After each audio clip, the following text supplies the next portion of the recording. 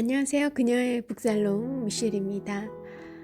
네, 지금 밖에 하얀 눈이 소복소복 내리고 있어요.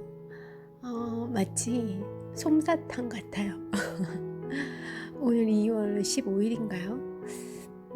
맞을 것 같은데 아닌가? 2월 16일 2월 16일 일요일에 1월에도 12월에도 안 내리던 그런 눈이 너무나 아름답게 내리고 있습니다. 제가 오늘 함께 하려는 책은요, 강신주 선생님의 감정 수업이고요.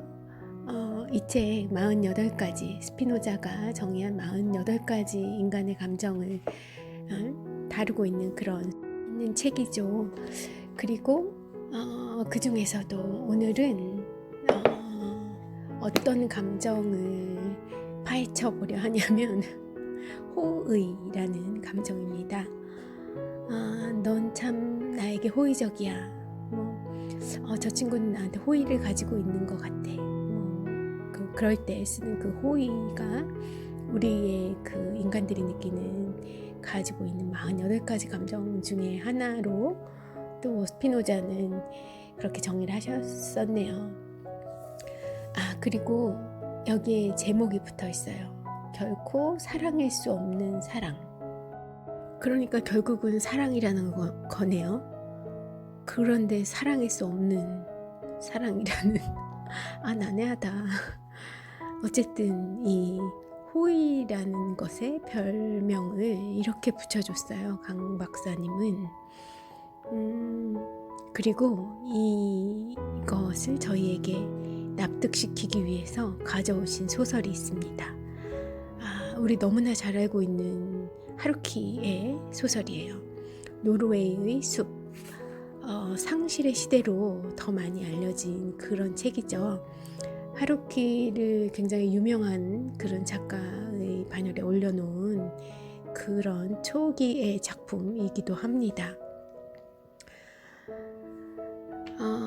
오늘 사실 아침에 날이 너무 흐려서, 어제도 흐렸지만 오늘도 너무 흐려서 이 미루어두었던 하루키를 읽기 좋은 날이구나 해서 생각을 했는데, 어찌어찌 노닥거리면서 미루다 보니까 벌써 점심때가 되었고요. 그러다 보니 창밖에 이렇게 눈발이 날리고 있어요. 너무나 아름다운 눈발이어가지고 이런 조금은 이 정체모를 애달픈 감정에 휩싸이게 하는 이 노르웨이의 숲을 읽는 저로서는 조금 적당하지 않은, 그렇습니다. 마치 저 내리는 눈을 보면 트루게네프의 첫사랑 이런 걸 읽어야 될 것 같은 그런 하늘이에요. 그렇지만 마치 지금이 조금 글루미한 그런 상태다 생각을 하고 노르웨이의 숲을 함께 해보겠습니다. 젊은 시절은 뒤죽박죽 혼돈의 시대다. 어린애이면서 어른 흉내를 내려고 하니 혼돈스럽고, 또 마음은 미성숙한데 몸은 지나치게 성숙하니 또 혼돈일 수밖에 없다. 그래서 우리의 젊은 시절은 포르노와 사랑이 교차하는 시절로 기억될 수밖에 없다. 달리 표현하자면 아름다운 사랑 이야기로 무장한 고급 포르노의 시절이 바로 우리의 젊은 시절이라고 할 수 있다. 사랑인지 포르노인지 모를 이 혼돈의 시절은 인간으로 성숙하기 위해 반드시 통과해야 할 관문이다. 그렇죠. 우리 청소년기를 지나죠. 청소년기라고 해야 될까? 사실 이 노르웨이의 숲, 상실의 시대,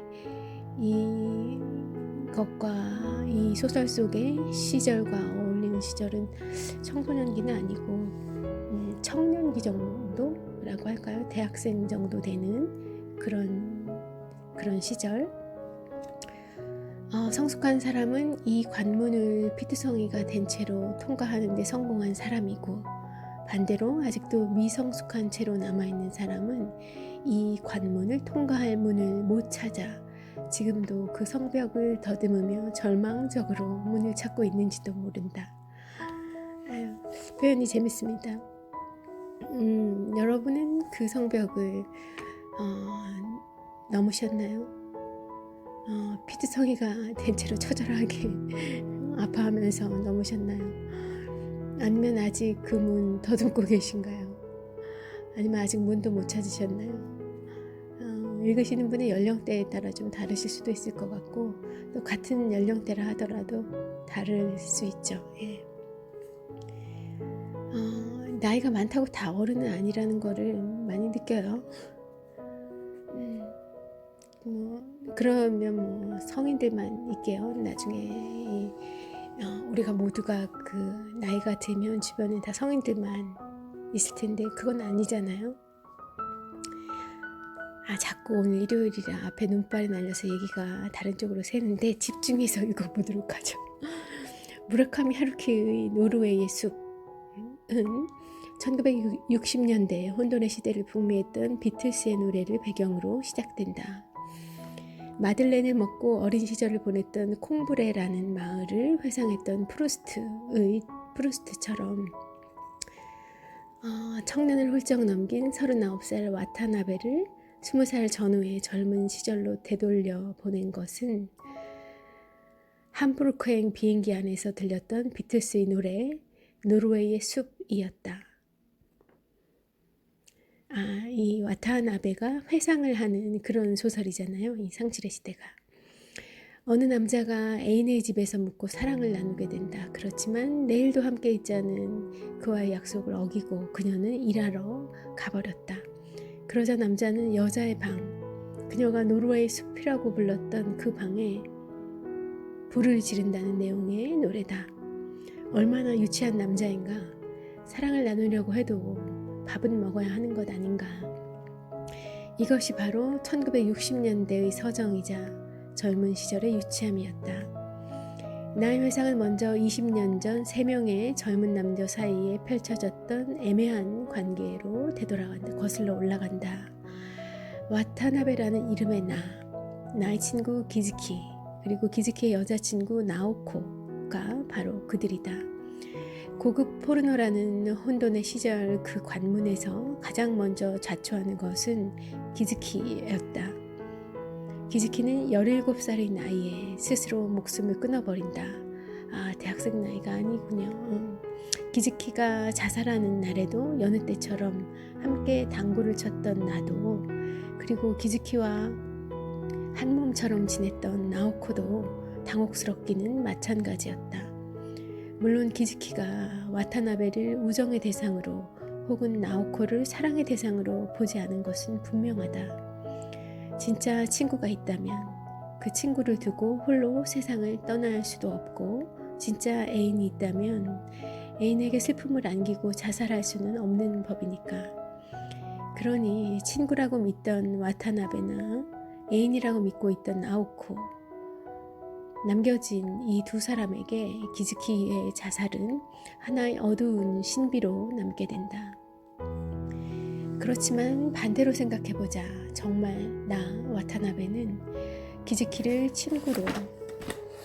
친구로 인정하고 있었던 것일까? 그리고 나오코는 기즈키를 애인으로 받아들였던 것일까? 손바닥도 마주쳐야 소리가 나는 법이다. 사실 기즈키에게 와타나베는 외양만 친구였고 나오코는 외양만 애인이었던 것처럼 나 또한 기즈키를 친구라고 믿고만 있었고 나오코도 기즈키를 애인이라고 믿고만 있었던 건 아닐까. 이것이 바로 젊은 시절의 우정과 사랑이 가진 특성이 아닐까 싶다. 그들은 친구나 애인보다는 자신을 더 아끼니까 말이다. 이게 젊은 시절의 특성일까요? 그들은 친구나 애인보다는 자신을 더 아끼니까 말이다. 남겨진 두 사람이 어느 날 서로의 몸을 격렬하게 탐하는 당혹스러운 장면을 연출하게 되는 것도 이런 이유에서인지 모른다. 그런 이유를 의식하고 그렇게 되었을지 전 잘 모르겠네요.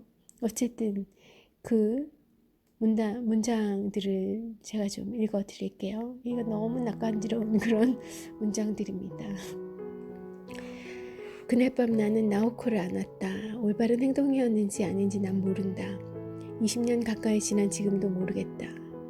아마도 영원히 모를 것 같다. 그렇지만 그때는 그렇게 하지 않고는 어쩔 도리가 없었다. 나오코는 흥분한 상태였고 혼란에 빠졌고 나를 통해 그것을 가라앉히고 싶어 했다. 나는 불을 끄고 천천히 부드럽게 그녀의 옷을 벗기고 내 옷도 벗었다. 그리고 나서 서로를 안았다. 비 내리는 따스한 밤 우리는 벌거벗었지만 추위를 느끼지 않았다. 나와 나오코는 말없이 서로의 몸을 더듬었다. 나는 그녀에게 입을 맞추고 손으로 부드럽게 유방을 감쌌다. 나오코는 딱딱해진 나의 페니스를 잡았다. 그녀의 질이 따스한 열기를 띠고 젖은 채 나를 원했다. 그리고 내가 안으로 들어가자 그녀는 심하게 아파했다. 처음이냐고 물었더니 나오코는 고개를 끄덕였다. 나는 뭐가 뭔지 알 수 없는 지경에 빠지고 말았다. 나는 줄곧 기즈키와 나오코가 잤다고 생각해 왔었기 때문이다. 나는 페니스를 깊이 밀어넣은 채 가만히 오래도 그녀를 안고 있었다. 나오코가 안정을 되찾은 것을 확인하고는 천천히 움직이다가 오랫동안 시간을 들여 사정했다. 마지막에 이르러 나오코는 내 몸을 꼭 끌어안고 소리를 질렀다. 내가 지금까지 들어보았던 오르가슴 소리 가운데에서 가장 애달팠다. 네, 이런 장면이 있었어요. 소설 속에. 나오코는 격하게 눈물을 떨구었고 와타나베는 그런 그녀를 안아주게 된 것이다. 나오코는 죽은 기즈키가 그리웠는지도 모를 일이다. 애인이 죽었을 때 가장 절절한 것은 바로 그를 만질 수 없다는 무서운 현실에 직면했을 때 아닌가. 더군다나 기즈키와 성숙한 남녀가 할 수 있는 거의 모든 사랑 행위를 이미 어린 시절부터 했었기 때문에 그녀의 성적인 결여감은 더 컸는지도 모를 일이다. 어쨌든 나에게 안기면서 마침내 나오코는 자신의 성욕을 내게 폭발시킨다. 사실 이 순간 두 사람의 뇌리에는 자살로 세상을 떠난 친구이자 애인인 기즈키는 둘 모두에게 존재할 수조차 없었다. 이렇게 격정적인 관계를 끝낸 순간 두 사람이 충분히 성숙했다면 하나의 진실에 도달할 수도 있었을 것이다. 사실 나오코에게 자살한 기즈키는 성적인 대상이었으며 동시에 내가 위로를 원하는 위로가 필요한 기즈키를 만나려고 했던 것도 실은 내 성욕 때문이었다는 진실을 저는 이 부분에는 좀 동의가 되지 않아요. 이 강 박사님은 이렇게 읽어내신 것 같은데 강 박사님이 너무 이 성적인 그런 욕망 이런 부분에 너무 집착하고 있는 건 아닌가 하는 생각도 잠깐 해봅니다. 남자들은 그렇게 생각하는 건가요? 이거 좀 남자 몇 분과 여자 몇 분과 함께 좀 토론을 벌이고 싶은 생각도 드는데 이렇게 읽으셨으나 저는 하루키한테 묻고 싶어요. 진짜 이런 생각을 의도하신 건지. 근데 왠지 또 그렇게 물어보면 하루키는 답이 없을 것 같네요. 그냥 너희가 읽고 싶은 대로 읽으라고 할 것 같습니다.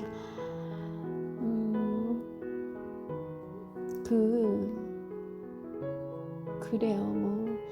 프로이드도 아마 이 강신주 박사님처럼 이런 해석을 했을 것 같아요. 그렇지만 너무 이렇게 이 1차원적인 그런 것이지 않을까 하는 반감도 저는 좀 드는데요. 조금 더 읽어보도록 하겠습니다. 애인이 죽은 뒤에 애인의 친구를 상대로 섹스를 즐기는 것, 친구의 애인과 섹스를 즐기는 것이 가능했던 이유는 무엇일까? 그것은 성욕이나 섹스에 대한 동경이다. 그렇지만 불행히도 와타나베와 나오코는 이런 엄연한 현실을 은폐하려고 한다.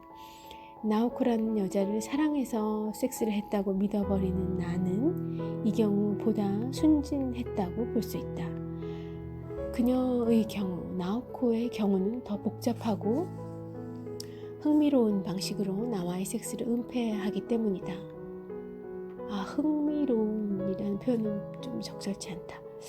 뒤에 가서 보시면 아실 것 같아요. 나오코는 와타나베가 자신에게 호의를 베풀었고 자신은 그 호의를 받아들였다는 식으로 자기 행위를 정당화하게 된다.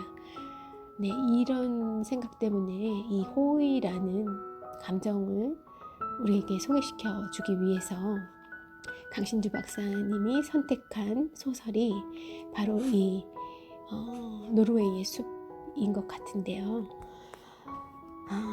물론 애인을 잃은 여자의 불완전성을 강조하는 것도 잊지 않으면서 그래서 나중에 나오코가 와타나베에게 보낸 편지 내용은 무척 의미심장하다. 난 나에 대한 내 호의를 느끼고 그것을 기쁘게 생각하고 그런 기분을 솔직히 내게 전할 따름이야. 아마도 지금 나는 그런 호의가 절실히 필요해. 이 편지를 받고 와타나베가 망설이다, 고민하다 그녀를 위로하기 위해서 만나게 되는 거예요. 그리고 아마 아까 제가 읽어드린 부분에 그런 장면들이 전개가 되죠. 저는 그런 뭐 좀 외롭고 허전한 마음이 당연히 있었을 수 있죠.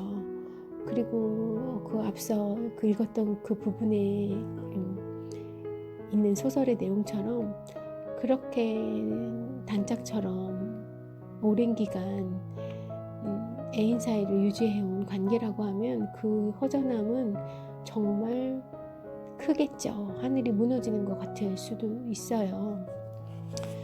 그런데 그렇기 때문에 그런 외로움의 공간이 매우 컸을 수 있고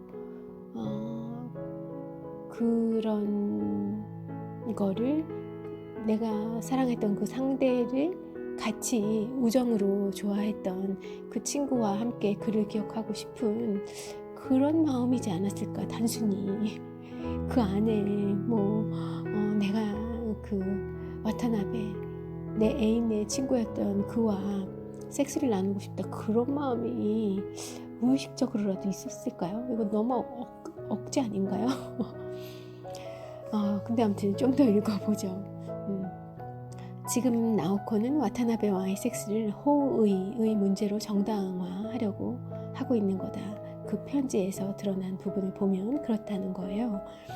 그러니까 친구의 애인이 느끼는 불완전성, 그 결핍을 잠시라도 채워주려는 나의 호의, 와타나베의 호의를 거부할 수 없었다는 것이라는 거죠.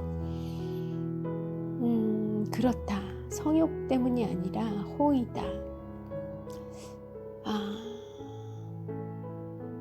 그래요. 맞아요. 이 호의 때문인 거예요. 지금 앞에서 강신주 박사님 늘어났던 말들은 다 아닌 거예요. 스피노자도 말했던 적이 있다. 호의란 타인에게 친절을 베푼 어떤 사람에 대한 사랑이다. 그런 거죠. 어떤 사람이 나의 남편이 죽었어요. 그래서 그를 보내는 장례식에 또 그에게 좋은 인연을 갖고 있던 사람들이 찾아와서 조문을 해줘요.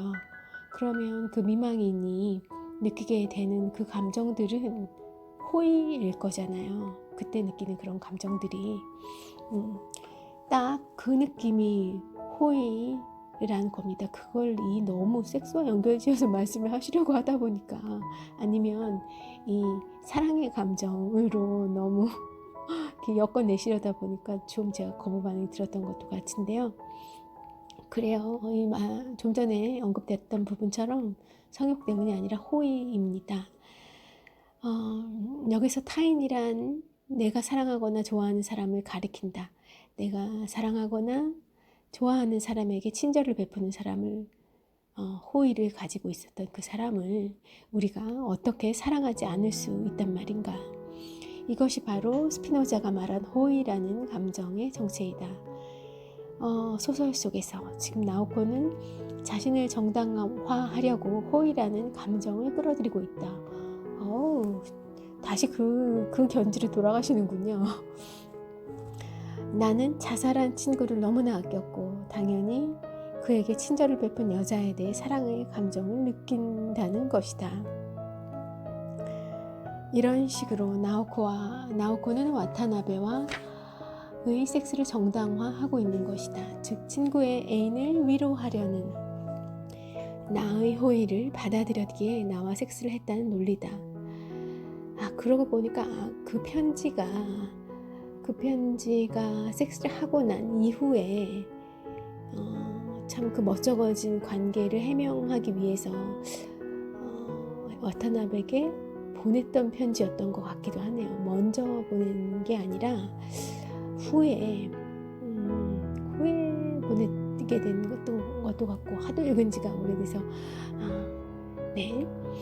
여기서 우리는 나오코의 정신이 심하게 분열되리라는 불길한 전망에 이르게 된다. 네, 그런 느낌이 불길한 전조가 좀 있습니다. 나오코가 자살한 기즈키를 사랑했다고 생각하는 것도 잘못이고, 그건 또 왜 잘못일지. 호의를 받아들이느라 와타나베와 섹스를 나누었다고 생각하는 것도 잘못이다. 남의 감정을 가지고 왜 나오코의 감정을 가지고 강신주 박사님이 판단을 하시고 있는 걸까요? 그냥 세 사람을 둘러싸고 있었던 것은 미성숙하고 유치하기까지 한 성욕이었을 뿐이다. 이렇게 하루키를 완전 끌어내리고 있으십니다. 이 사실을 받아들였다면, 모조리 다 성욕 때문이었다는 사실을 받아들였다면, 나오코가 그랬었더라면 나오코는 정신병원에 갇혀 끝내 자살로 생을 마감하지는 않았을 것이다. 성욕을 아무리 아름다운 사랑 이야기로 포장한다고 해서 달라질 게 무엇이란 말인가? 저는 반대로 이렇게 묻고 싶어요. 아니, 그 아름다운 사랑 이야기를 성욕으로 치부한다고 해서 달라질 게 또 무엇이란 말입니까? 섹스를 강신주 박사님을 보시면 화나겠습니다. 네, 섹스를 나누었다고 해서 그 사람을 사랑하는 것은 아니다. 이걸 몰랐던 것. 그것이 젊은 시절 나오코, 그리고 기즈키, 이 세 사람이 가진 미성숙의 정체였던 셈이다. 안타깝게도 39살 주인공 와타나베 뿐만 아니라 우리도 섹스와 사랑과 관련된 진실을 모르고 아름답고 격조 높은 고급 포르노의 세계에서 벗어나지 못하고 있는 건 아닐까? 그래서 노르웨이의 숲이라는 소설이 우리에게 베스트셀러가 되었던 것은 아닐까? 섹스에 대한 갈망을 아름다운 사랑 이야기로 포장하면서 말이다. 어디선가 강 박사님 강연을 들었어요. 그런데 강 박사님 정말 이렇게 이 생각에 확신을 가지고 있는 것 같으시더라고요. 그래서 하루키는 진정한 사랑을 모르는, 또 섹스의 본질을 모르는, 사랑의 본질을 모르고 섹스의 본질도 잘 모르는 어린이는 너무 어린이다. 그런 인생의 깊은 그 진실, 철학적인 그런 깊이, 이런 것이 매우 낮다, 노벨상 받을 정도 아니다, 그런 생각들을 표현하시는 그런 강연들을 본 적이 있거든요. 그에 반해서 밀란 쿤데라, 그는 정말 그 본질을 확실히 꿰뚫고 있고 또 그 철학적 성찰의 그 사유의 기반이 굉장히 깊고 견고하다. 또 그런 경험도 사랑에 대한 그런 경험도 굉장히 진지하고 풍부하다. 그런 비교를 하셨던 게 있어요. 그런 걸 본 기억이 나는데요. 이제 뭐 앞으로 올 그 소설 중에 그런 이제 쿤데라의 소설도 있습니다. 그때 가서 좀 더 얘기를 나눠 볼게요. 근데 결론적으로 보면 참 동의하고 싶지는 않지만, 결론적으로 우리 나오코 양이 자살을 했잖아요. 그러다 보니까 너무 이제 크게 계속 반발하기도 뭐해요. 그냥 살아내지 그랬으면 내가 강 박사님 이기는 건데 그거 성욕 때문 아니었다 주장할 수 있을 텐데 잘 모르겠어요. 답은 그 답을 안다고 뭐가 달라질까 싶기도 합니다만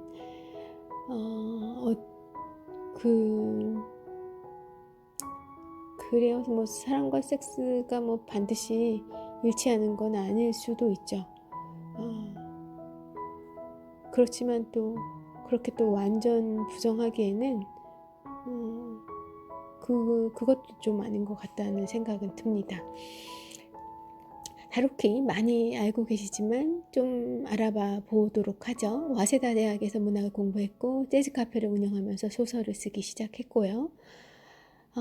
그런 그의 행위를, 그러니까 현대의 그 대한민국에서 그 100세, 120세 시대의 인생 이모작을 해야 하는 많은 주변의 분들이 그런 하루키식 라이프 스타일을 따라해 가고 있는 것 같아요. 직장을 다니면서 뭔가 자신이 하고 싶었던 일을 하는 것, 직장과 같은 그런 열정을 가지고 그렇게 하고 있는 경우들을 요새는 정말 많이 볼 수가 있어요. 현대인의 허무와 상실감을 담은 노르웨이의 숲은 1987년도 작품이고 세계적으로 하루키 붐을 일으켰다. 미국에서는 하루키판 호밀바체 파스쿤으로도 불린다. 야, 이건 정말 최고의 칭찬이다. 호밀바체 파스쿤, 셀린저. 이 셀린저 또 대단한 분이죠. 세상을 자기 멋대로 자기 살고 싶은 대로 완벽하게 살아낸 그런 작가님이신데 어쨌든 그의 소설 호밀바트 파수꾼으로 불린다. 그럴 수도 있기도 하겠지만 사실 좀 야하죠. 네. 2008년에 프란츠 카프카상, 2011년에 카탈로니아 국제상 등을 수상하였고 매년 노벨 문학상 후보로 거론되고 있다. 노르웨이의 숲은 소중한 사람을 잃고 방황하는 두 남녀를 통해 저마다 상실의 아픔을 이겨나가는 젊은이들의 성장통을 다루는 소설이다. 그래서 한국에서는 상실의 시대라고도 번역이 됐었던 것 같아요. 책 제목이. 내가 아는 거라고는 기즈키의 죽음으로 인해 내 젊음의 기능 일부가 완전하고도 영원히 망가져 버린 것 같다는 것뿐이었다. 나는 그것을 뚜렷이 느끼고 이해할 수 있었다. 그러나 그것이 무엇을 의미하고 어떤 결과를 가져다 줄 것인지 그것은 나의 이해 범위를 넘어선 일이었다. 그래요. 우리가 성장하면서 꼭 이런 가까웠던 친구의 죽음, 사귀던 남자친구의 자살, 이렇게 극단적인 경험들은 일반적이진 않지만 우리가 성장하는 과정에 분명 또 그에 버금가는 그런 나에게만은 그 사적으로는 굉장히 그에 버금가는 큰 충격적인 일들을 겪으면서 우리는 어른으로 성장을 해가죠. 그래서 아마 이 소설이 소재는 그랬지만 자신들만이 살아오면서 겪었었던 그런 은밀한 사건들, 성장통의 경험들을 떠올려주게 해서 그런 큰 센세이션을 불러일으킨 것 같아요. 여대생들도 많이 봤지만 직장인들도 많이 보고요. 또 나이 많으신 분들도 많이 봤었죠. 뭔가 그런 자기만의 추억을 회상하는데 또 그로 인해서 나의 기억, 걸어온 길을 반추하면서 뭔가 좀 진정한 그때의 사건들을 다시 바라보고 스스로 어루만지면서 이 상처들을 좀 극복하고 긍정적으로 승화시킬 수 있는 그런 경험들을 하시지 않으셨을까 하는 생각들을 좀 해봅니다. 나오코의 요양원 룸메이트는 도피의 세계를 찾는 영혼들에 대해 이렇게 설명한다. 이 부분 좀 슬퍼요. 우울해요. 우리는 분명 자신의 뒤틀린 부분에 잘 적응하지 못하는 건지도 몰라.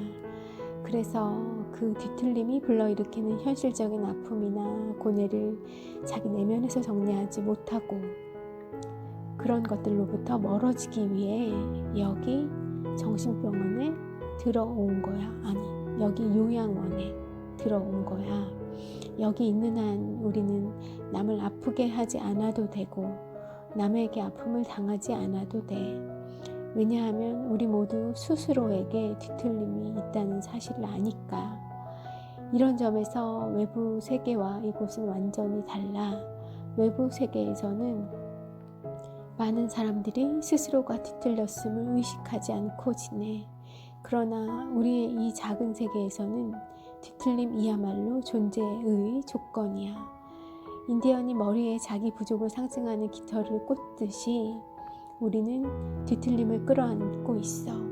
그리고 서로에게 상처를 주지 않으려고 조용히 사는 거야. 그래요. 이 나오코처럼 요양원이 아니라 각자 여러분들만의 그런 사적인 공간이 있었으면 하는 바람이 듭니다.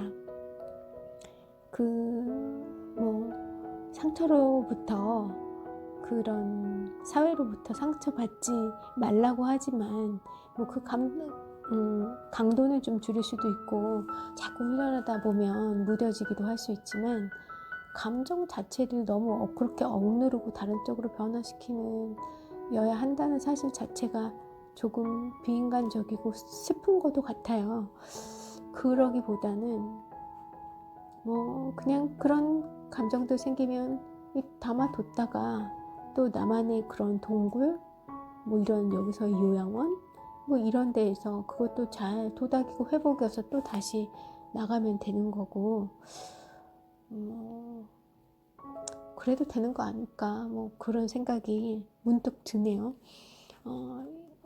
제가 이 낭독하기 전에 또 그 다음에 읽을 주제들을 쭉 이렇게 서칭을 하면서 이 감정들을 보듬는 방법 그래서 이 감정을 다 알긴 알겠는데 이제 어떻게 해야 되는데 이런 궁금증들이 저에게도 일고 또 제 이 오디오 클립을 열심히 들어주신 분들한테도 들을 수 있을 것 같아서 기왕이면 그 부분을 좀 나도 알아보자 하고 그런 책들을 쭉 한 1시간여 이렇게 훑어봤어요.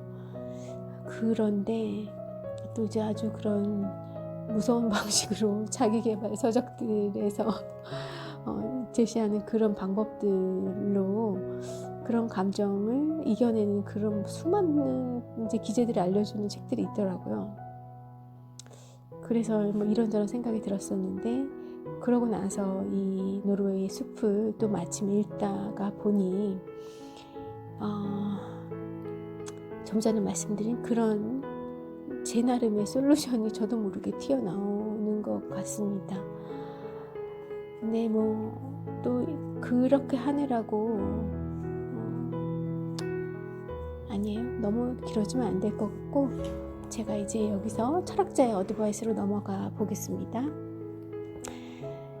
자신의 애인에게 친절을 베푸는 사람을 아끼는 마음이 바로 호의라는 감정이다. 그러니까 호의라는 감정 구도에는 최소한 3사람이 등장한다. 사랑하는 2사람, 그리고 그 사이에 친구가 개입하는 시기다.